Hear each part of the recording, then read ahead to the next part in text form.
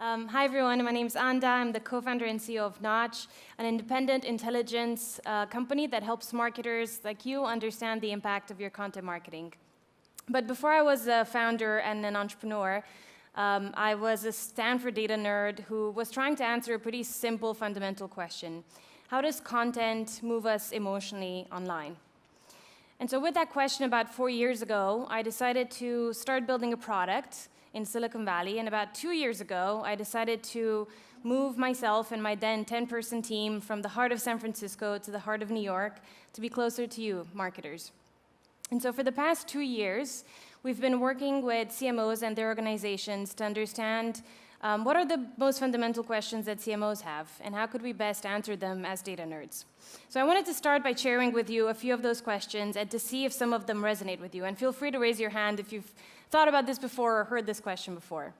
Number one question, does content marketing actually work? Has anyone thought about that before? I see one hand.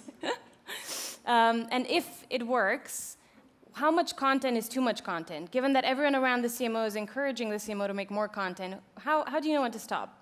The second question, how can we compute the exact ROI of content marketing in real time?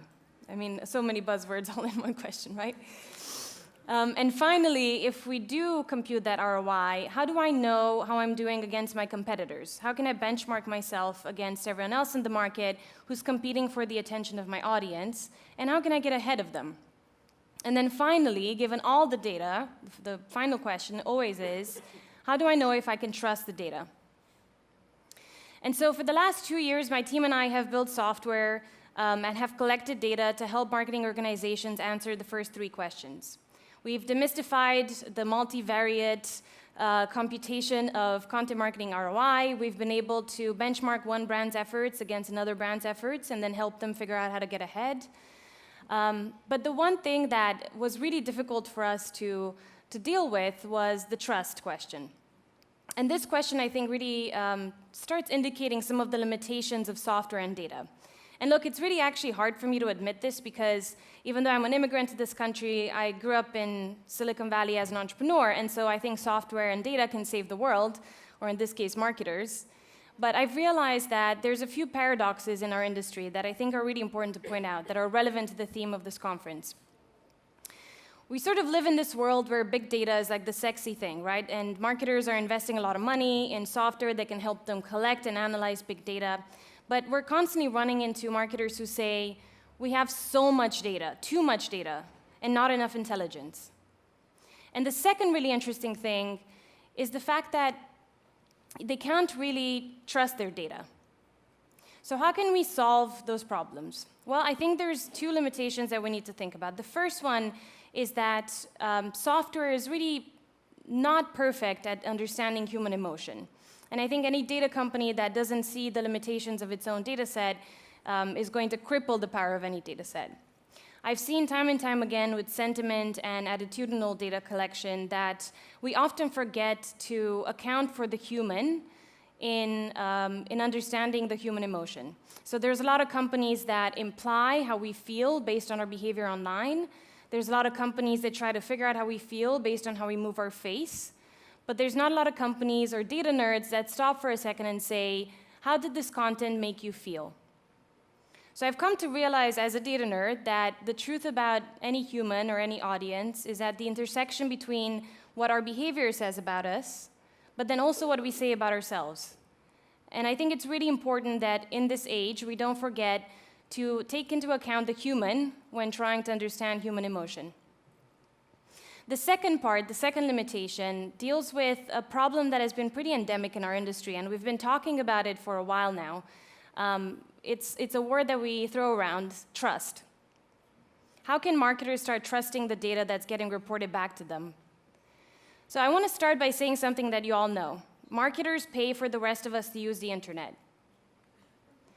And the money goes from marketer to agency to distribution channel. When it comes to data reporting, it happens completely the opposite way. So distribution channels are in charge of measuring their own performance. That's kind of like grading your own homework. If I allowed you to grade your own homework, would you ever give yourself a C? I wouldn't. So it's very difficult to trust the data that comes back because you're always doing great. You're constantly getting great news that don't correlate with business results. And I think that has a lot to do with the limited tenure of CMOs nowadays. So how can we change that?